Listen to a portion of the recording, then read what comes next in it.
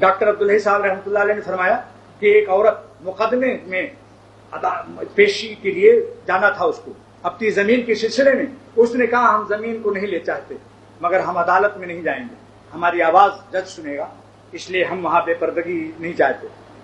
اس کے بعد ڈاکٹر صاحب رحمۃ اللہ نے فرمایا کہ یہ ترقی یافتہ شہر میں جب آئی کراچی میں, اس کا نام ترقی یافتہ شہر ہے. دیکھ لو ترقی کی دو قسمیں ہیں, یاد رکھ لو.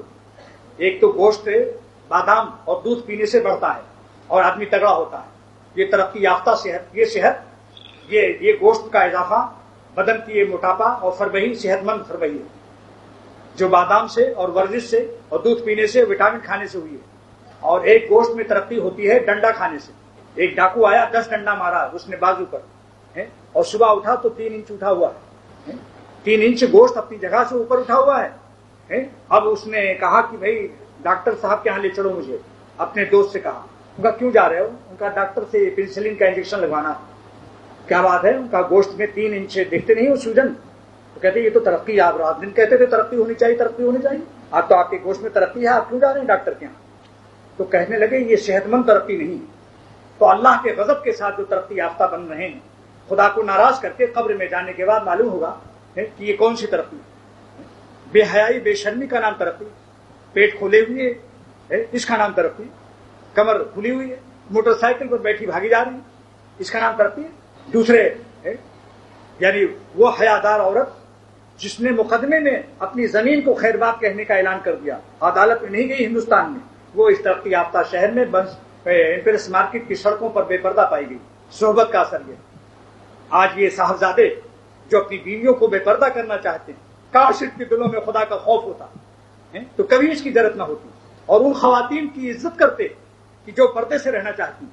ہمیں ایسی خبریں ملتی رہتی ہیں کہ آج جن کی جو لڑکیاں دینی ماحول میں پرورش پائیں, اللہ اور رسول کی محبت ان کے دلوں میں ہے, وہ خدا سے ڈر کر کے پردہ کرنا چاہتی ہیں, مگر شوہر صاحب کے دل میں خدا کا خوف نہیں, ان کو مرنا نہیں ہے, انہوں نے کوئی وٹامن کھایا ہوا ہے جو موت ان کو نہیں آنی ہے.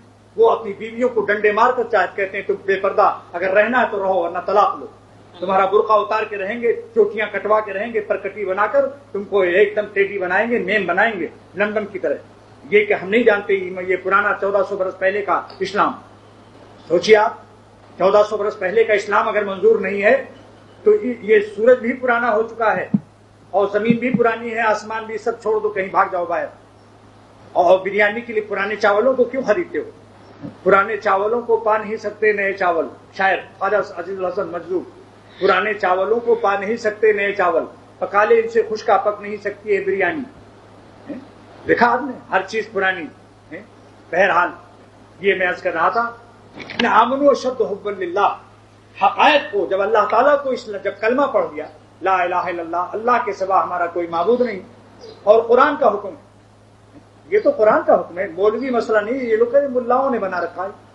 بقول حضرت حکیم الامت کے مولانا علماء جو ہیں یہ مسئلہ بناتے نہیں ہیں, ایک نقطہ اور لگاؤ, بتاتے ہیں, قرآن کی آیت سناتے ہیں, قل للمؤمنین یغضوا من ابصارہم. صحابہ کو حکم ہو رہا ہے جب تم نبی کی بیویوں سے کوئی سودا ودا لانے کی ضرورت کی بات کرو, فاسألوہن من وراء حجاب اذا سألتموہن. اے اصحاب نبی صلی اللہ تعالی علیہ وسلم, جب تم نبیوں کی بیویوں سے بات کرو تو فاسألوہن من وراء حجاب, پردے سے بات کرو. ڈاکٹر کو بھی جائز نہیں بے پردہ عورتوں کو دیکھنا. ایک پردہ گرا کر کے اندر بیٹھانا چاہیے. نبض دیکھو تو ہاتھ اندر کر دیا اور نبض دیکھ لیا. ڈینٹسٹ ڈاکٹر اس کے لیے بھی جائز نہیں ہے کہ وہ گالوں کو پکڑ کر کے دانت نکال دے کسی لڑکی کا, اور بالغ لڑکی.